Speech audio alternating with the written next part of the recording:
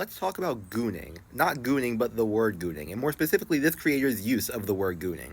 We know gooning for 8 hours a day on TikTok feels bad, but I'm almost certain that she's using gooning as a synonym for doom scrolling and not as its original meaning, in which case it's being used as a dysphemism, the opposite of a euphemism. And I think that dysphemisms, especially this one, can tell us a lot about the ways in which our use of language changes and what drives these changes. In his 2007 book, The Stuff of Thought, Steven Pinker argues that trends don't come and go as a result of external influences like pop culture or global events, but rather that they exist as an aggregate of people independently making the same individual choices as a prediction of people's future choices and as a response to people's current choices.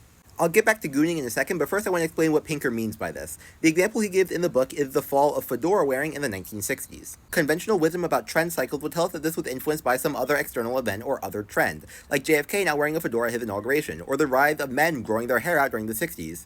But fedora wearing was already on a decline since the 1920s, and its decline didn't track well with JFK's inauguration or the rise of men growing out their hair. The real reason for this decline in hat wearing is the psychology of status. Hat wearing was already super common, and so the elites individually and independently of each other decided to stop wearing hats to differentiate themselves from others. And as a reaction to this decline in hat wearing, the people in the next social class down began to imitate the elites, and they stopped wearing hats too. And this process kept repeating until nobody was wearing hats. And I think this explanation for how and why trends form can give us a good explanation as to why dysphemisms exist and persist, even though they seem so counterintuitive.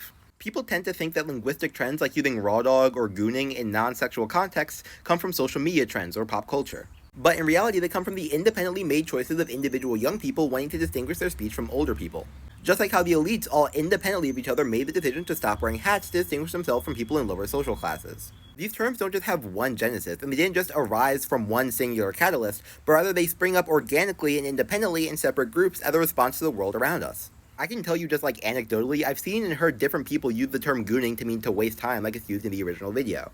And I bet if we tracked what inspired each individual use of the term, we'd find that they all originated in different places as different acts of rebellion, not from one catalyst or one social media trend.